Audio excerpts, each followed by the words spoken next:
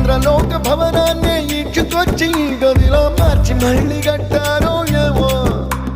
మాయజాలము తెలుసు మంత్రగారడి తెలుసు రెంటి కన్న ఇది ఇంకోటేమో